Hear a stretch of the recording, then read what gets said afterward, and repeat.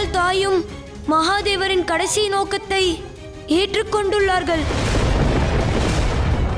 இந்த நிலையில் உங்களால் மட்டும்தான் தாயாருக்கு புரிய வைக்க இயலும்.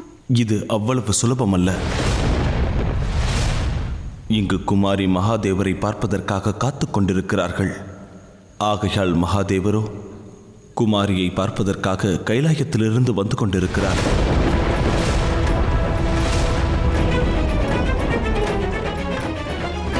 என் வாழ்வின் நோக்கமே தங்களுக்கு மனைவி ஆவதுதான்.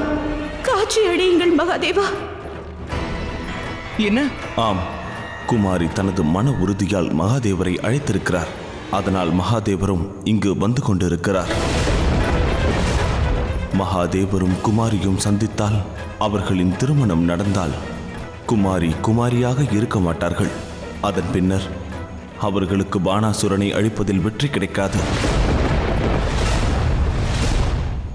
அப்படியென்றால் அம்மாவின் வலியினால் உருவான சாதாரண புயலோ சாதாரண மழையோ கிடையாதா?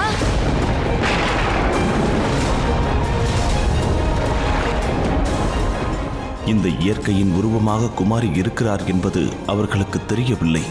ஒருவேளை இயற்கையே துன்பத்தில் இருக்குமானால் அவர்களின் கஷ்டத்தையும் வலியையும் இந்த உலகமே அனுபவித்துதான் ஆக வேண்டும். கொஞ்சம் கொஞ்சமாக இயற்கையின் வலியானது அதிகரித்து கொண்டிருந்தால், அதே நிலையில் கொஞ்சம் கொஞ்சமாக இந்த உலகத்தின் அழிவானது அதிகரித்து கொண்டே இருக்கும்.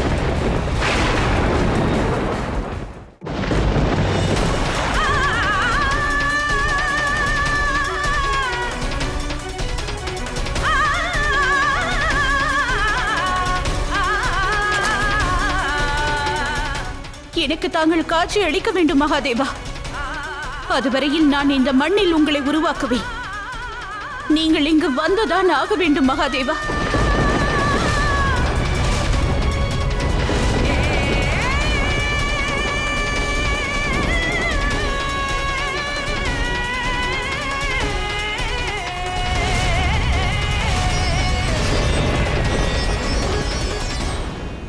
சக்தியின் பக்தி, மகாதேவர் மீது அவருக்கு இருக்கும் காதல் இன்று குமாரியை மகாதேவர் சந்தித்தே ஆக வேண்டும் என்று பிடிவாதம் பிடிக்கும் அளவிற்கு வந்துள்ளது.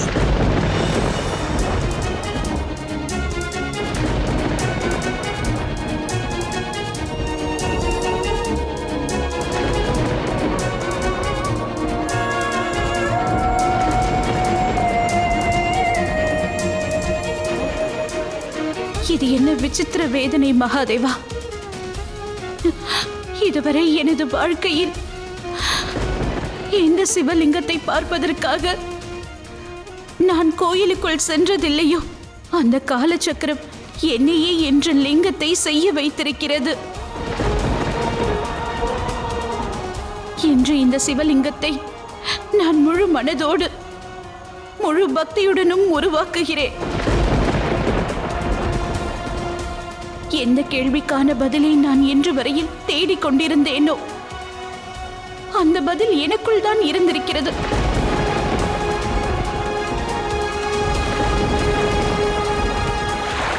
என்னுடைய இந்த ஜென்மம் முழுமையடையாத ஒரு சம்பந்தத்தை பூர்த்தி செய்வதற்காக இல்லை, பல யுகங்களாக இருக்கும் ஒரு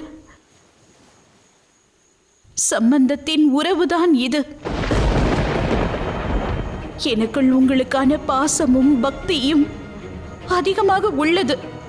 ஆனால் எனக்குள் என்னை தேடி என்னை தெரிந்து கொள்வதற்கு உங்களின் துணை எனக்கு மிகவும் அவசியம் மகாதேவா. என்னை தேடிக் கொள்வதற்கு நீங்கள் அவசியம் இருக்க வேண்டும் மகாதேவா. எனக்கு காட்சி தருங்கள் மகாதேவா, விரைந்து வாருங்கள். இன்று வரை பார்வதியுடன் எச்சூழ்நிலையிலும் துணையாகவே இருந்துள்ளேன். இன்றும் உனை நாடி உன்னை காணவே வந்து கொண்டிருக்கிறேன் கௌரி.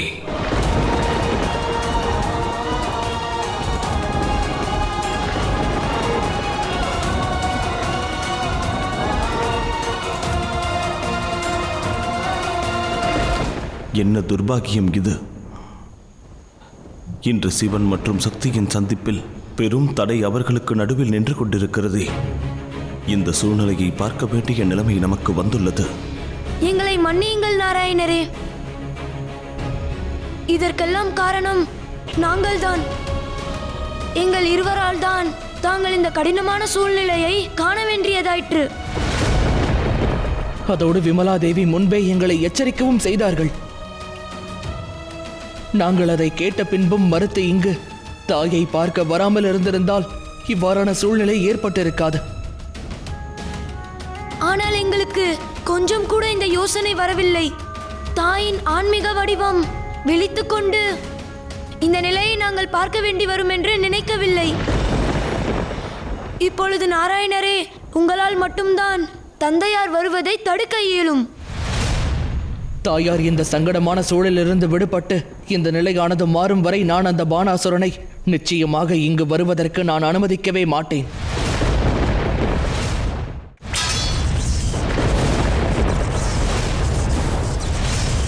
எனக்கு நன்றாக தெரியும் என்னை உன்னால் முழுவதுமாக அழிக்க முடியாது என்பது.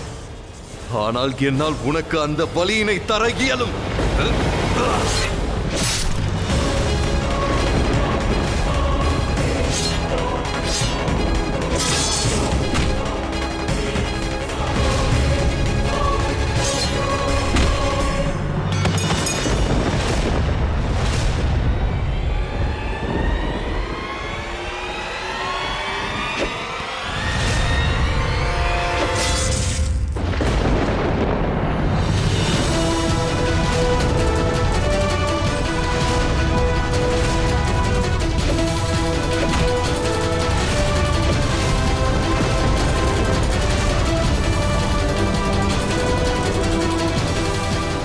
தேவராஜின் உதவிக்காக மந்திரி வந்து விட்டாரா? என்று நீங்கள் இருவர் மட்டுமல்ல, எவராலும் நான் குமாரியை அழிப்பதை தடுக்கவே முடியாது.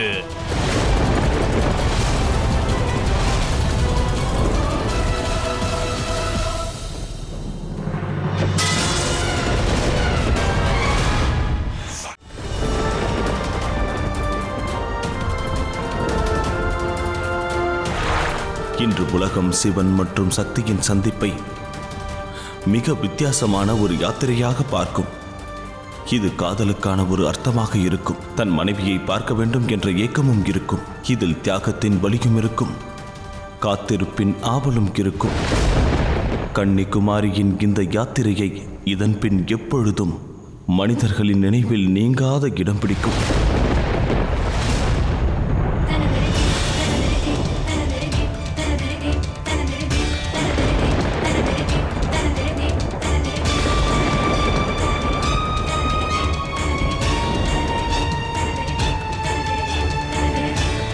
குமாரி, இங்கிருந்து வாருங்கள்.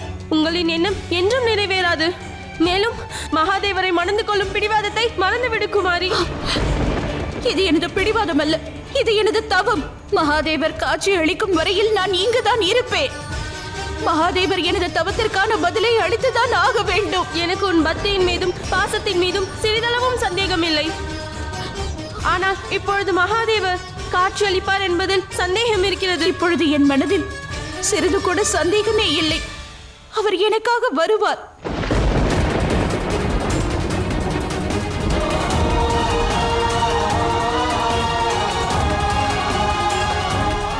இப்பொழுது என் வாழ்வின் நோக்கம் ஒன்றே ஒன்றுதான். அது மகாதேவரின் துணைதான். அதை தவிர நான் வேறொன்றையும் யோசிக்கவில்லை. நாராயணரே, தாயாருக்கு அவர்கள் யார், அவர்களின் சக்தி என்னவென்று உணராமல் இருக்கலாம். ஆனால் அதற்கு நிச்சயமாக பானாசுரன் குமாரியை அழிப்பதில் வெற்றி அடைவான் என அர்த்தமில்லை. இல்லை கணேசா,